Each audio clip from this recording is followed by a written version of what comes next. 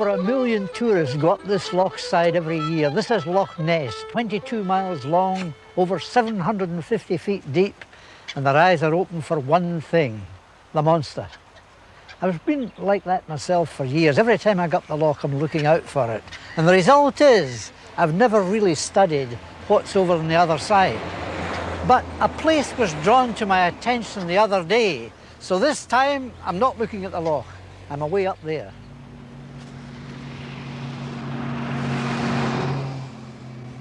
From the busy main road, it's a climb of about, say, 750, 1,000 feet in a distance of 1 mile to get to this place called a Briachan. I had never heard of a Briachan until I got hold of a book and started to read it just for amusement.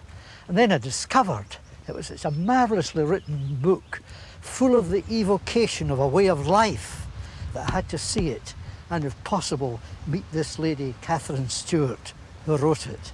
I'm looking forward to getting a wee word with her and seeing where she used to croft.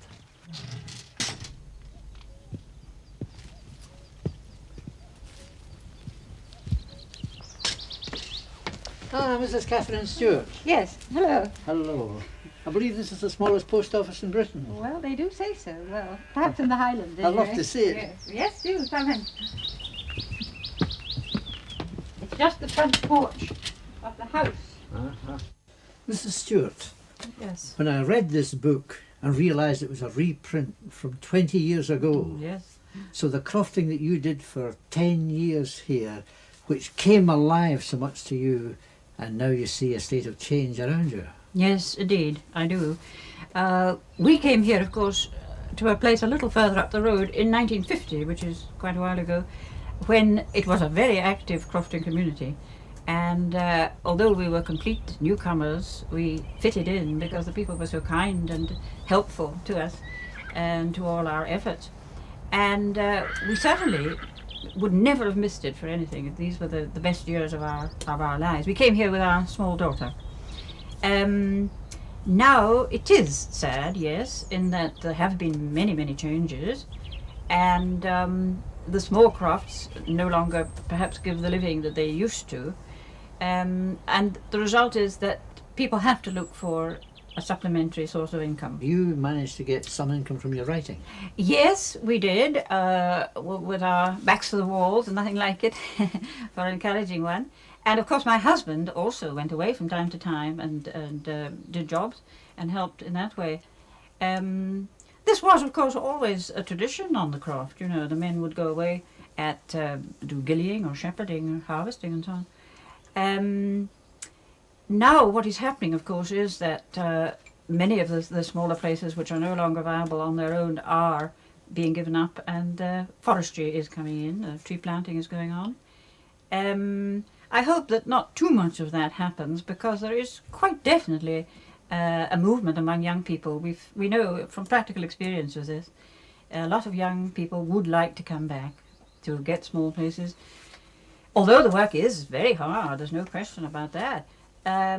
Yet it does give one a sense of belonging, you know what I mean, to the place. There's absolutely nothing like it.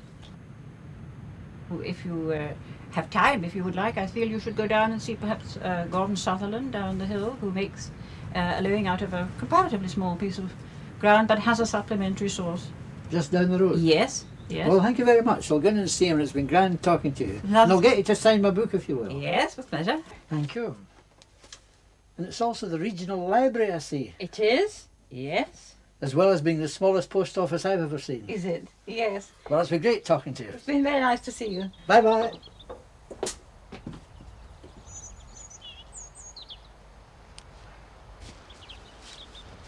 Hello. Ah, hello, Tom. Well, Gordon, your name is Gordon Sutherland, unless I'm mistaken. Ah, you're right. Met you once years ago, but I've forgotten. I know. It must have been 10 years ago at least. And I know you're an Arcadian who farmed in Perthshire. Yes. And now you're a crofter away above Loch Ness. That's right. And when I came here and got this piece of ground finally, there was nothing on the ground at all as far as a building goes, not even an old ruin.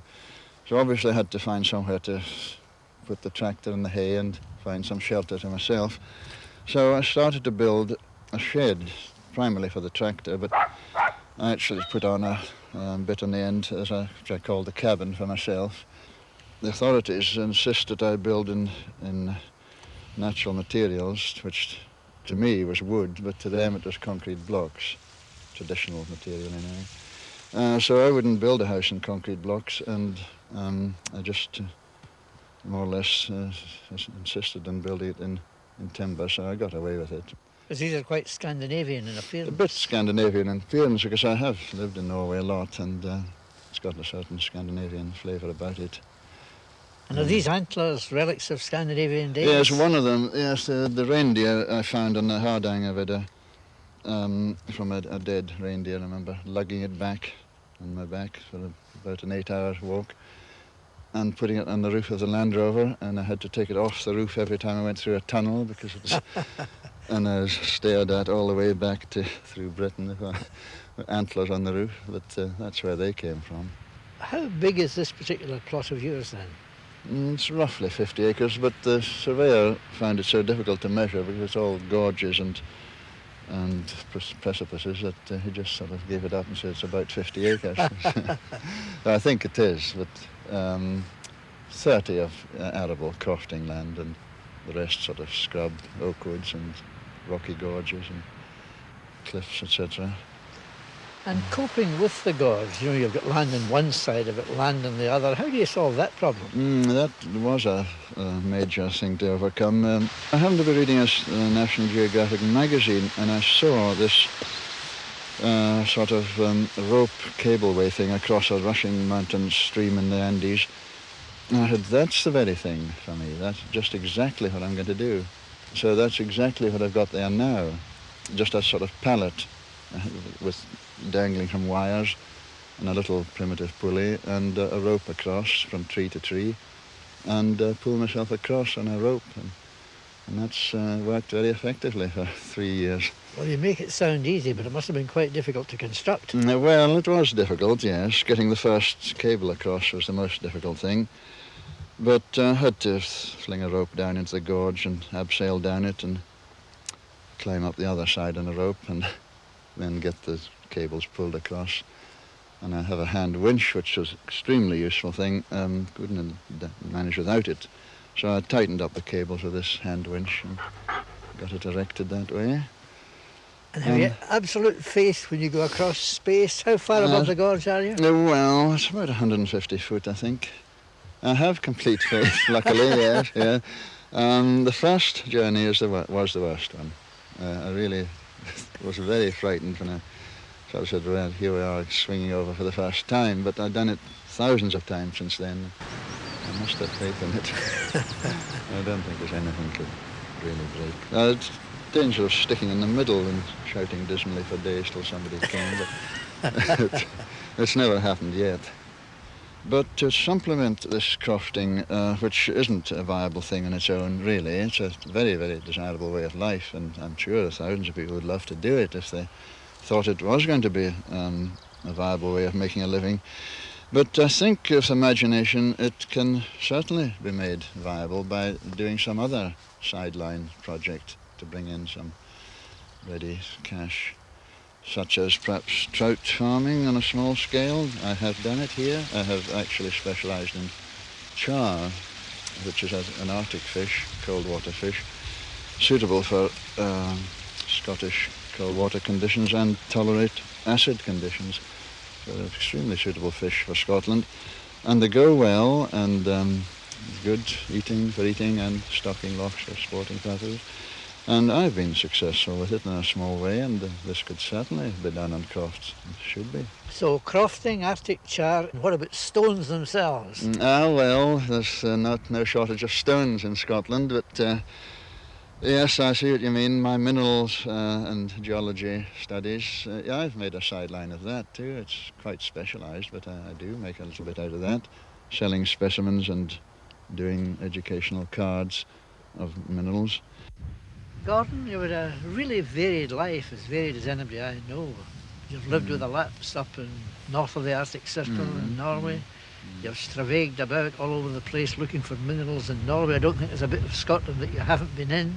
No, it's true, yes. Have you got any ambitions left undone? Oh well, yes, I think I have, you know. Yes, I would still like to go to Lapland and finish the studies of the Lapps that I started off years and years ago. There's a remote area on the Russian border, on the Petsamo border, where I want to go and live with the Lapps once again. Well, Yeah. I've been keeping you off your work long enough, Gordon. I think I better let you get on with the No, job, it's been eh? interesting speaking to you Oh, it's indeed. been great. Yes. You're looking very fit. Well, that's one thing. You remember how Catherine was telling us how many young people are showing a desire to come into Crofting as a way of life. This is partly because a recent Act of Parliament made it possible for crofts to be bought and sold. Certainly the figures for 1978, as published by the Crofters Commission, do suggest that many young people are taking crofts for the first time where they can get them. But it's very hard to define just what a crofter actually is. The word croft derives from field, so a crofter is a smallholder. However, he's a lot more other things besides, as we've seen. So to try and fill in the picture of what it actually takes to be a crofter, I came over the back of the hill from Abriachan to visit a man who's been a crofter all his life, one who's never needed to leave this tiny place because people have always beaten a path to his door. Hello. How are you doing? When I called on Donald Riddle in his workshop above his pigsties, he welcomed me with the easy air of a contented man. Is it true, I asked him, that you can't make a living from the croft by itself? I myself have 5 crofts lumped together, numbers 18, 19, 20, 21 and 22, Moor of Clunes. Mm-hmm. You couldn't make a living even on that full time. How they tried to do it before, but it was broken into 5, I just don't know. And that applies more or less everywhere. Does this explain why you've, in your time, been a gamekeeper, a fishing gilly? Yes. And you're also a cabinet maker? Just fiddle making, yes. When did you begin that? Oh, I started that almost before I went to school, right, all my life, except the time I was away during the war. The notion just came on you? Yes, always wanted to make them.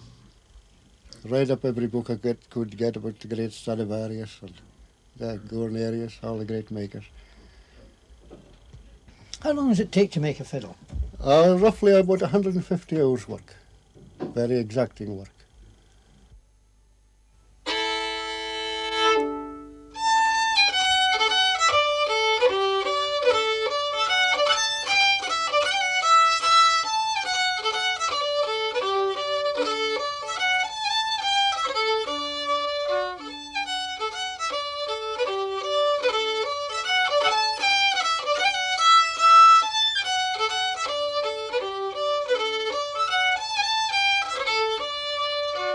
So music making is still very much alive in these glens. Oh yes. There's a big resurgence of interest in fiddle playing in recent years. After a long period in the doldrums, when the Jazz Age came in, and then the wars, First and Second World Wars, with the result that there were very few people left who played the fiddle, but it's back with a bang now. People are really interested. And I think you told me that almost every district has a distinctive style of fiddle Oh playing. yes. Unlike piping, piping's very standardised all over the world. They're taught the same way. If you hear a piper from New Zealand or Canada or somewhere in Scotland, they play the same way. Some just do it a wee bit better than others.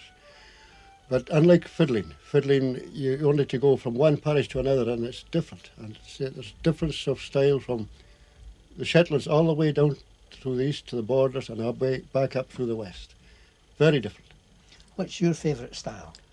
Well, I was brought up on the tradition left by Scott Skinner, because the man who taught me, the great Alexander Grant, inventor of the Grant vibration fishing rod, was Scott Skinner's greatest friend. And he imparted to me all he could of Scott Skinner's style. You see, you have to concentrate on youth, because these are your players of the future. The day will come when all players of my age have got to put their bow aside, and you've got to have these young people coming on, or it would die out. When you hear them, you can probably recognise there's something that you The potential. gave to them. Oh yes, true.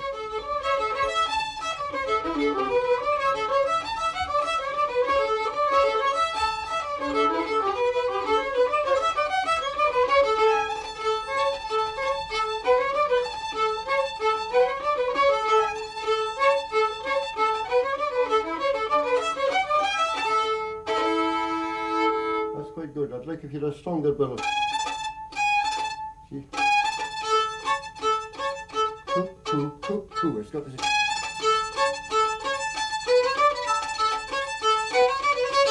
Try the second part again.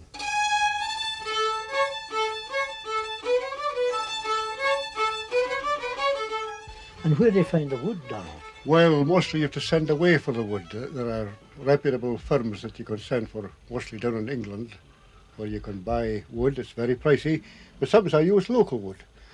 In fact, the best wood, if you can get it, is for the front, is bog fir, which is supposed to be about 10,000 years old. At the time of the coming of the Ice Age, the trees were felled. It was a catastrophic event, you see, and covered in ice. Then later on, when the ice melted off, deposits of peat formed, and the acid in the peat killed all bacteria and arrested decay. There's something in the tone that you don't get in modern woods. There's a tincture that's just really good. I believe that one of the fiddles that you've made has got this wood plus local laburnum on Oh it. yes, that's Charlie McFarlane's fiddle. It's laburnum was the first wood that they made bagpipes of before they got the imported wood, like ebony and African blackwood. You couldn't get African blackwood up until now because President Amin forbade it. It came from his country, you see. But the laburnum, I thought of it had tonal properties for a set of pipes. Well, it might make a fiddle, and it did. I made several using laburnum. Very beautiful to look at. It's a bit heavy. You never made bagpipes? I have made bagpipes, yes. I know you play them because Yes. I've heard of your ex-pipe major days in the Lovat Scouts. Oh, yes, that's true. Yes, indeed. And I believe that you played at King George V's funeral in London. Oh, yes, that's right. Yes, I did that. It was my first time away down in these parts. That's when I came back and composed the lament for King George V.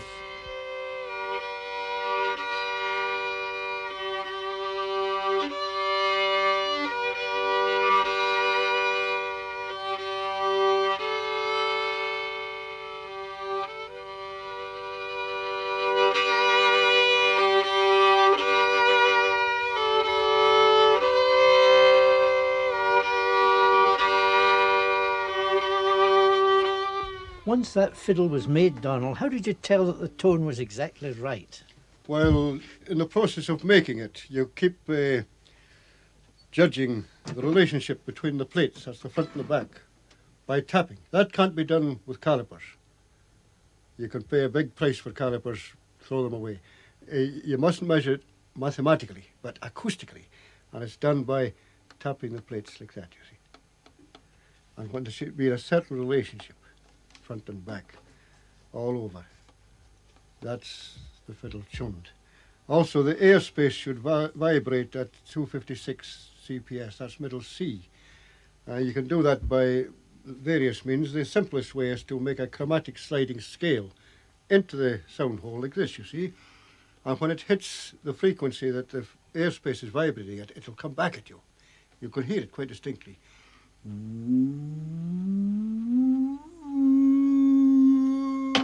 And that is C.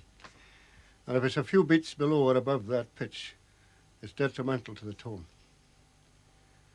They found that all the great Italian makers always have that airspace tuned at that frequency. And the height of the ribs could determine that. If they're too high, your airspace would be too big, in which case the pitch would be too low. If they're too narrow, the pitch is too high. It has to be very exact. So a great moment when you hand it over, absolutely satisfied that it's as good as you can get it. As good as I can get it, yes. And that's quite a good fiddle. You can hear the resonance there. Well, you had a very varied life, Donald. Oh, an interesting life. It's always something to interest you. But you always wanted to come back to the Croft. Well, I like the country life. I wouldn't like to live in a town.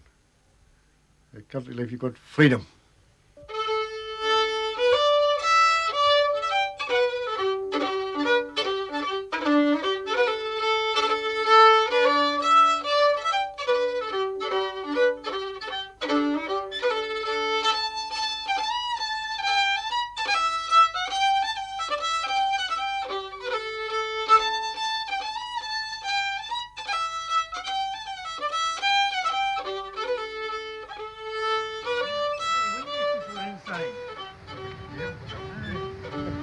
but I really enjoyed my visit. It was very kind of you to Oh, well, put so much time into it. great pleasure. I thought that wee boy was a great player. Very promising. Well, I think he's got a good teacher too. Oh, well, So I look forward to my next visit. that'd be grand. Cheerio now. All the best, Tom. Bye. Bye-bye. Donald Riddle, crofter, fiddle maker, pipe major and teacher.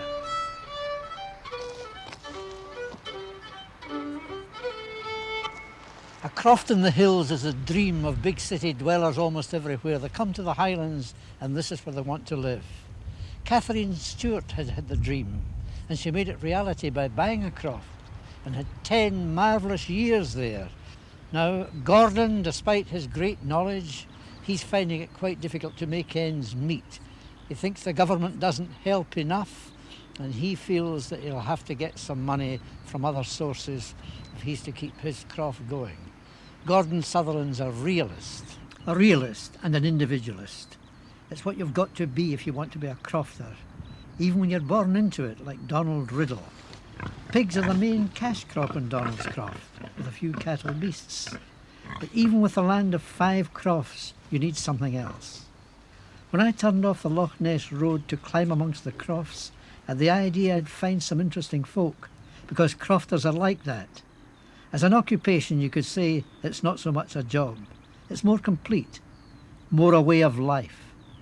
And that's how it's got to be if you want to live here.